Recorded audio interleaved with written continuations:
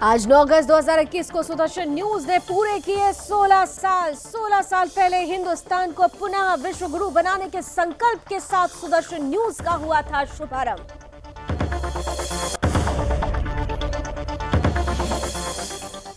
PM Modi आज करेंगे समुद्री सुरक्षा पर खुली परिचर्चा। डिजिटल माध्यम से जुड़ेंगे पीएम। समुद्री सुरक्षा, अपराध और कई विषयों पर होगी चर्चा।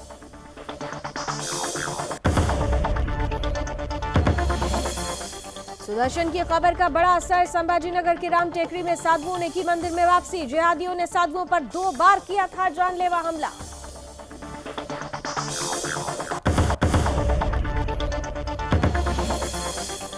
और सपा विधायक अबू आजमी के खिलाफ केस दर्ज। तलवार से केक काटने और कोरोना नियम तोड़ने का आरोप। रैली निकालकर लोगों को किया था इकट्ठा।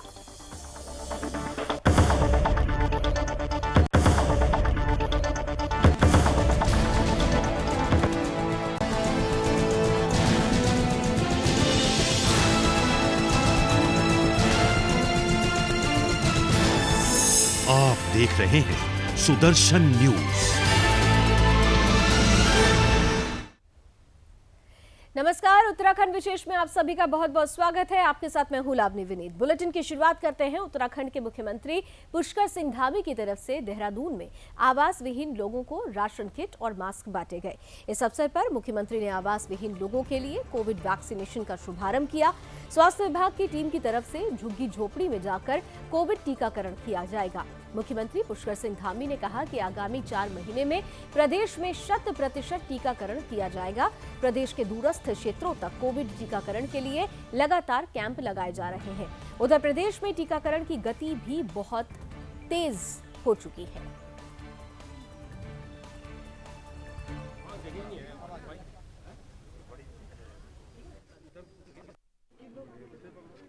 साथ क्योंकि ऐसे जो मलिन बस्तियां हैं, झुग्गी झोपड़ियाँ हैं, हमारी अन्य जो बस्तियां हैं, उन बस्तियों में कोई राशन के बिना न रहे, उसका अभियान हमने शुरू किया। आज प्रथम चरण में हमने कुछ जगह पर किया है। आगे हमारी योजना है कि 50,000 लोगों तक जो है ये राशन पहुँचे और उनको जो है इस प्रकार की सुविधा। इधर खबर देहरादून से है, जहां आशा कार्यकर्ताओं ने अपनी मांगों को लेकर सचिवालय में प्रदर्शन किया। हालांकि भारी पुलिस बल तैनात होने के चलते प्रदर्शनकारियों को सचिवालय से पहले ही रोक दिया गया।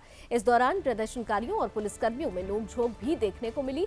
वहीं आशा कार्यकर्ताओं का कहना है कि राज्य सरकार की तरफ से 21 सूत्रीय मांगों को पूरा किया जाए।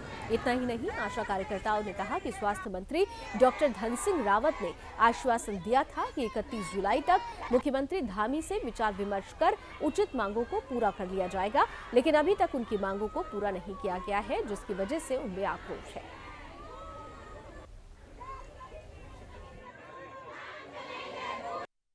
जिले से जिलाध्यक्ष हूँ और हमारी आशाओं की यही मांग है कि जो हम प्रोत्साहन राशि जो हमें मिलती है टुकड़ों में, हमें वो नहीं चाहिए और हमें जो है एक मुश्त जो है हमारा निश्चित मानदेय हो। 18,000 रुपये की हमने मांग रखी है और हमें राज्य कर्मचारी घोषित किया जाए। बस हमारी मुख्य मांग यही है। आश्वासन तो हमें बहुत सारे मिलते हैं। अभी स्वास्थ्य मंत्री जी हमसे मिलने आए थे। स्वास्थ्य मंत्री जी ने आश्वासन दिया कि हम आपसे जल्दी वार्ता करेंगे। 31 तारीख तक, अब आज 9 तारीख हो गई है। उन्होंने कहा था हम आशाओं से बहुत अच्छी एक वार्ता रखेंगे, वो वार्ता भी नहीं हुई। मैं ऐसे स्वास्थ्य संगठन की प्रदेश महामंत्री ललितेश विश्वकर्मा। आज सचिवालय पूछ के आए, क्या कुछ कहना चाहेंगे? 2006 से जैसा आशाई लगी हुई, तो ये केवल इंसेंटिव ही लगी हुई। किसी भी चीज़ का इंसेंटिव मिलता है, वो भी टुकड़ों में मिलता है, बहुत छोटी छोटी मात्रा में इंसेंटिव मिलता है। तो आज आशाओं की यही कि अभी ज़्यादा आक्रोश तो इसीलिए आशाओं में कि 18 महीने से कोविड, पिछले अप्रैल से ये समय आ गया आशाओं को कोविड समय में ड्यूटी लगाई हुई, सुबह से शाम और शाम से रात। मतलब जब बाहर से प्रवासी आए लोग, पॉजिटिव केस, जितने भी पॉजिटिव केस निकलते फील्ड में अभी आए। इधर रुड़की के बेलड़ा गांव में जल निकासी की समस्या के समाधान के लिए तालाब की खुदाई कर सौंदर्यीकरण का काम किया जा रहा है, लेकिन ब्लॉक के अधिकारियों ने ठेकेदार के साथ मिलीभगत करके तालाब खुदाई के काम को बीच में ही छोड़ दिया। ग्रामीण अधिकारियों पर भ्रष्टाचार के आरोप लग रहे हैं। ग्रामीणों का कहना है कि तालाब की भूमि पर काफी पेड़ भी खड़े हुए थे, जिनको अधिकारियों ने मिलीभगत से कटवाकर बेच दिया। साथ ही तालाब की खुदाई को बीच में ही छोड़ दिया गया, जिसके बाद ग्रामीणों ने रुड़की के एएसडीएम से तालाब के बारे में बातचीत की। तो वहीं एएसडीएम का कहना है कि तालाब का निरीक्षण किया जाएगा। अगर खामियां पाई जाती हैं तो संबंधित अधिकारी पर कार्रवाई भी जरूर की जाएगी।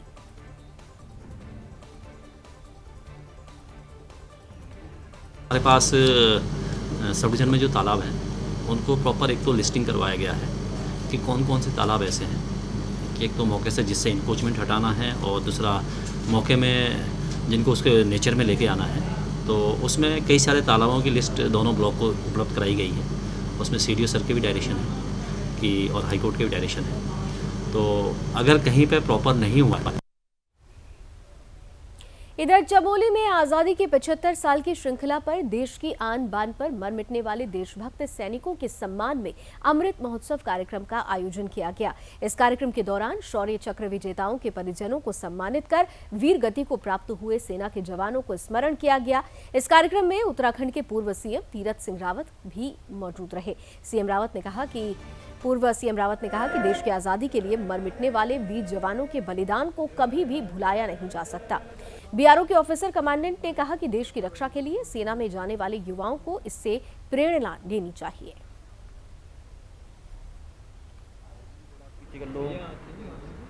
के तहत शौर्य चक्र विजेताओं के परिजनों को पुरस्कृत किया गया है। माननीय प्रधानमंत्री मोदी जी का जिस तरह से 15 अगस्त को 75 वर्ष देश की आज़ादी को होने जा रहे हैं, उस रूप में कार्यक्रम 75 सप्ताह से चल रहा है। कार्यक्रम का आयोजन पूरे भारतवर्ष में जो 75वीं स्वतंत्रता दिवस मनाने के उपलक्ष्य में जो पूरे देश में 75 टाउन या सिटीज़ में मनाया जा रहा है। गोचर ये जो लोकेशन है उस 75 में से एक है। यहाँ पर 2 हमने शौर्य चक्र विजेता या उनके परिजनों को यहाँ पर वापस याद किया, सम्मानित किया। खेल मंत्री अरविंद पांडे ने रोशनाबाद स्थित वंदना कटारिया के घर पहुंचकर परिवार को बधाई दी। दरअसल खेल मंत्री अरविंद पांडे ने पूरे परिवार को शॉल उड़ाकर और पुष्प भेंट करके बधाई दी। खेल मंत्री ने कहा कि परिवार के संघर्ष के बाद उत्तराखंड की बेटी ने ये मुकाम हासिल किया है, जिसके लिए पूरा परिवार बधाई का पात्र है। साथ ही कहा कि उत्तराखंड आने पर वंदना कटारिया का भव्य स्वागत किया जाएगा।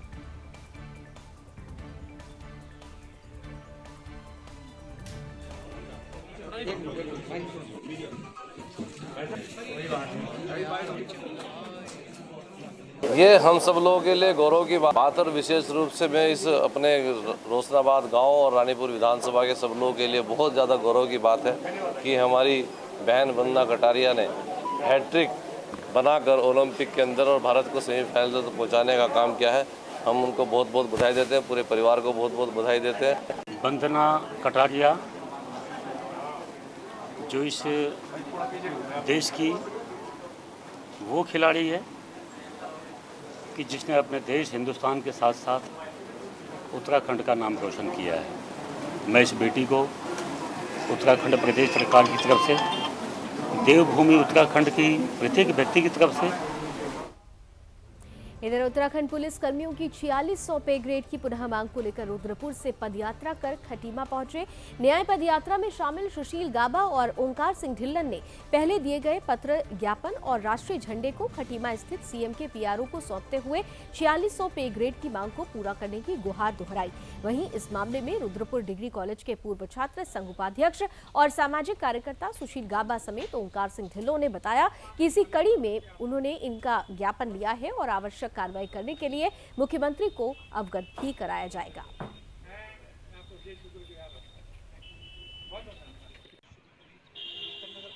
PRO साहब से बातचीत में यह आश्वासन मिला कि इसमें कार्रवाई होगी। हमें भी पूरी उम्मीद है, क्योंकि ये बहुत हजारों परिवारों के साथ जुड़ा हुआ मामला है और हमें पूरी उम्मीद है कि कार्रवाई होगी। हम सकारात्मक हैं, हम पॉजिटिव हैं और हम पॉजिटिव सोशल वर्कर की तरह हम सोच रहे हैं, क्योंकि हमारा काम है चीज़ों को अंजाम तक पहुंचाना। हमें हंगामा खड़ा करना मकसद नहीं। हंगामा खड़ा करना होता तो हम पुतले फूकते कुछ फूकते, लेकिन नहीं, हमारा काम है काम है। लोगों ने 4600 ग्रेड पे को लेकर न्याय पदयात्रा को लेकर हम लोगों के पास आए हैं और पूर्व में हमारे द्वारा दिया गया पत्र के द्वारा हमें सौंपा गया है। मैं माध्यम बनूंगा माननीय मुख्यमंत्री जी के इस चीज़ का कि इसमें जो भी कार्रवाई हो उसको लेकर आप हम उनको अवगत। इधर लक्सर में गन्ना जिलाधिकारी ने गन्ना सहकारी समिति का औचक निरीक्षण किया। इस समिति कार्यालय से 3 कर्मचारी नदारद पाए गए, जिनके खिलाफ कार्रवाई करते हुए स्पष्टीकरण मांग लिया गया है। वहीं डीसीओ शैलेंद्र सिंह से बात की गई तो उन्होंने बताया कि किसानों की तरफ से लंबे समय से कर्मचारियों को शिकायत मिल रही थी कि कर्मचारी काम पर आते हैं लेकिन कुछ ही समय के बाद अपने घर लौट जाते हैं, जिसके चलते सभी काम पेंडिंग हो जाता है।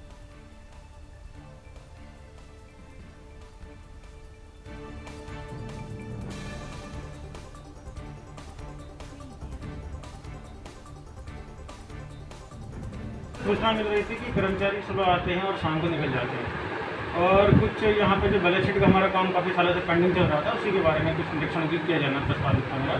उसी के सिलसिले में आज यहाँ से निरीक्षण किया जाए। हालांकि निरीक्षण में 2-3 कर्मचारी अनुपस्थित पाए गए हैं, उनकी एब्सेंट लीव में लगा दी है और उनका स्पष्टीकरण भी इसमें मतलब किया जाएगा। वहीं सरकार की तरफ से जरूरतमंदों को पक्का मकान देने की योजना भले ही जोर शोर पर चल रही हो, लेकिन आज भी संबंधित अधिकारियों की लापरवाही के कारण जरूरतमंद लोग आवास की योजना से वंचित रह जाते हैं। ऐसा ही मामला मंगलौर से आया है, जहां प्रधानमंत्री आवास योजना के अंतर्गत पक्का घर बनाने के लिए लोगों के खाते में पैसा जमा किए जा रहे हैं, लेकिन दूसरी तरफ मंगलौर क्षेत्र के कई गाँव में कई परिवार ऐसे हैं जो मिट्टी से बने घरों में रहने पर मजबूर हैं। गाँव के लोगों को अभी भी आवासीय योजना का लाभ नहीं मिल पा रहा है। ग्रामीणों का कहना है कि प्रधानमंत्री आवास योजना का लाभ ऐसे लोगों को दिया गया जो लोग इस योजना के पात्र थे ही नहीं।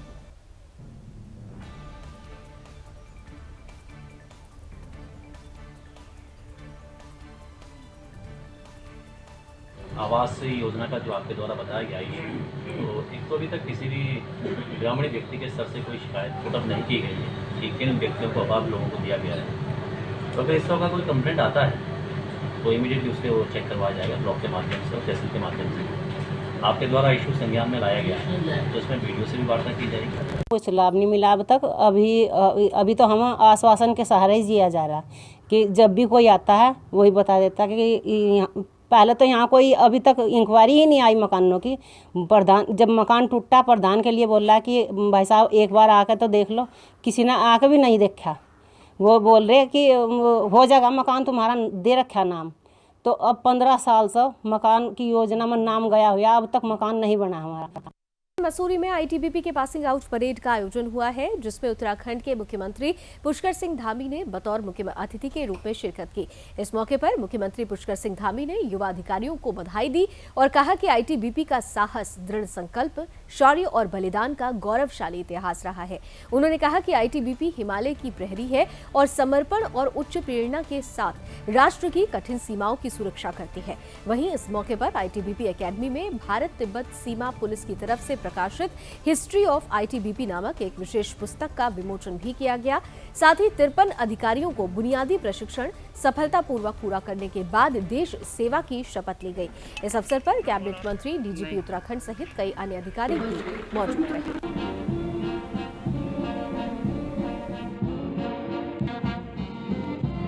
आईटीबीपी का इतिहास बड़ा ही शौर्य और पराक्रम का रहा है। हमेशा वो जहाँ भी उनकी तैनाती रही है, उन्होंने देश की आन बान शान के लिए काम किया है। आज जो 53 परीक्षण लेकर जो 53 यहाँ से कंपनी कमांडर अब से वो तैनात होने वाले हैं, उन सभी को मैं बहुत शुभकामनाएं देता हूँ। और आईटीबीपी का नाता उत्तराखंड से बहुत गहरा है। देखिए मैं तो काफ़ी पहले से ही सपना था इसमें सेना में ज्वाइन करने का।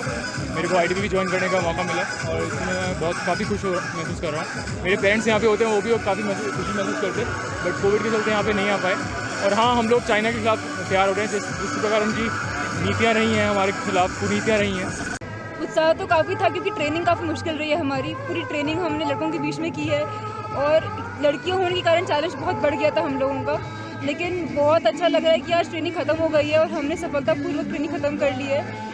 हमें उम्मीद है कि फोर्स के अंदर और लड़कियां और आएंगी और एक टाइम के बाद इतनी लड़कियां होंगी कि बराबरी का मतलब हमें दर्जा मिलेगा वहाँ पे। अच्छा महसूस हो रहा है। हर बच्चे का सपना रहता है कि वो फौज में आके देश की सेवा करे। मुझे मौका मिला है एज ए इंजीनियर मतलब देश की सेवा करने का। हम अपनी तरफ से पूरी कोशिश करेंगे, जो हमें यहाँ सिखाया गया है हम उसको बॉर्डर पे इम्प्लीमेंट करें। तो काफ़ी खुश हैं आप? Yes sir. तो क्या आपके परिवार में से भी कोई फौजी है? नहीं, मेरे परिवार में कोई नहीं, मैं पहला हूँ। मेरे को बहुत खुशी हुई आज मुख्यधारा में मिलके, और आगे के चैलेंज को मैं अपनी बखूबी से निभाऊंगा, जो भी मेरे चैलेंज है। इधर पौड़ी के ग्रामीणों ने एक निजी बैंक में तैनात कर्मचारी पर नाबालिग से छेड़छाड़ का आरोप लगाया है। आरोप है कि बैंक कर्मचारी ने एक गांव में ही रहने वाली नाबालिग लड़की से छेड़छाड़ की, जिस पर गुस्साए ग्रामीण महिलाओं ने बैंक कर्मचारी पर काले पोत कर विरोध दर्ज कराया। हालांकि इस मामले में ग्रामीणों की तरफ से थाने में शिकायत भी की गई, लेकिन इस पर कोई कार्रवाई नहीं की गई है।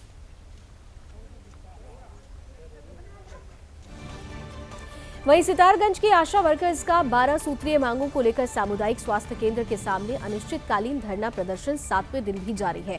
वहीं समर्थन देने कांग्रेस के प्रदेश सचिव ने कार्यकर्ताओं के साथ मौके पर वो पहुंचे। साथ ही कहा कि आशा वर्करों की जो मांगे हैं वो बिल्कुल जायज है। आशा वर्कर्स ने कोरोना काल में मेहनत से काम किया, सरकार उनके हक का हनन कर रही है। साथ ही कहा कि हम आशा वर्कर्स के साथ हमेशा खड़े रहेंगे।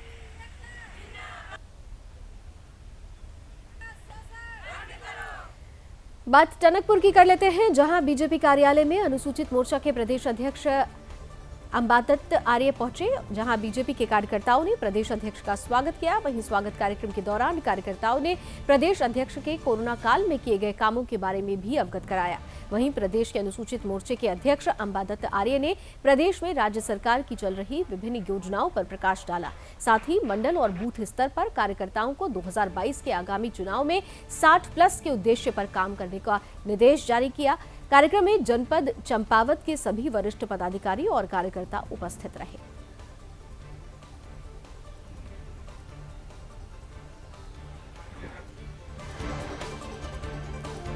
इधर टिहरी में मौसम विभाग की भविष्यवाणी का असर देखने को मिल रहा है। सुबह से ही लगातार टिहरी में बारिश हो रही है। मौसम विभाग के निदेशक के अनुसार सोमवार मंगलवार को 5 जिलों में येलो अलर्ट जारी किया गया था, जिसमें टिहरी, गढ़वाल, नैनीताल, चंपावत, पिथौरागढ़, देहरादून में भारी बारिश की संभावना जताई गई है। साथ ही कुछ जगहों पर हल्की बारिश की भी संभावना जताई गई है।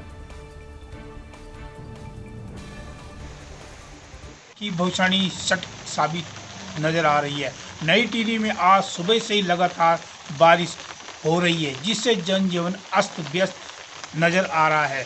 बात करें कंडी सौर तहसील की, वहाँ नगुन के पास सड़क बाधित हो गई है, जिससे कि वहाँ पे गाड़ियों की लंबी कतार लगी हुई है। और आज सुबह से 4 बजे से बारिश लगी है और बारिश का क्रम लगातार जारी है। सुभाष राणा, सूरदर्शन न्यूज। बात उत्तरकाशी की, जहां यमुनोत्री राष्ट्रीय राजमार्ग डाबरकोट के पास भूस्खलन हुआ है, जिसके चलते लोगों की आवाजाही प्रभावित हुई है। बारिश के चलते भूस्खलन के मामले लगातार सामने आ रहे हैं। वहीं भूस्खलन के चलते राजमार्ग को बंद कर दिया गया है। फिलहाल प्रशासन की तरफ से राजमार्ग को खोलने के लिए इंतजाम किया जा रहा है।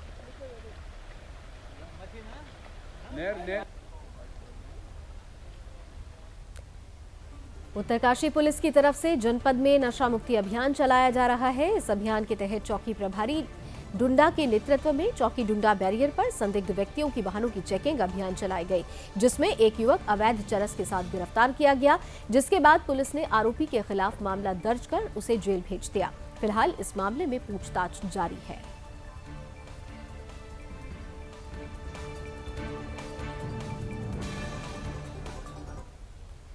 सावन के तीसरे सोमवार को ऋषिकेश के सिद्धपीठ वीरभद्र मंदिर में सैकड़ों की संख्या में शिव भक्त पहुंचे। शिव भक्तों ने वीरभद्र मंदिर में पहुंचकर जलाभिषेक किया। भक्तों में जलाभिषेक करने को लेकर उत्साह देखा गया। लंबी लंबी कतारों में खड़े होकर श्रद्धालु अपनी बारी का इंतजार करते हुए नजर आए। मंदिर प्रबंधन समिति की ओर से कोरोना संक्रमण को देखते हुए व्यवस्थाएं चाक चौबंद की गई है। पुलिस प्रशासन शिव भक्तों की कतार को व्यवस्थित करते हुए नजर आए।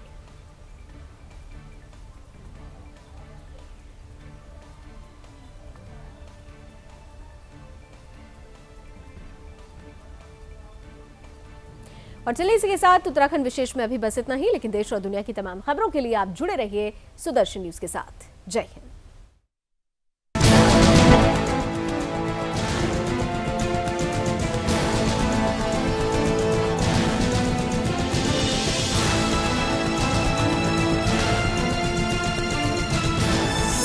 आप देख रहे हैं सुदर्शन न्यूज।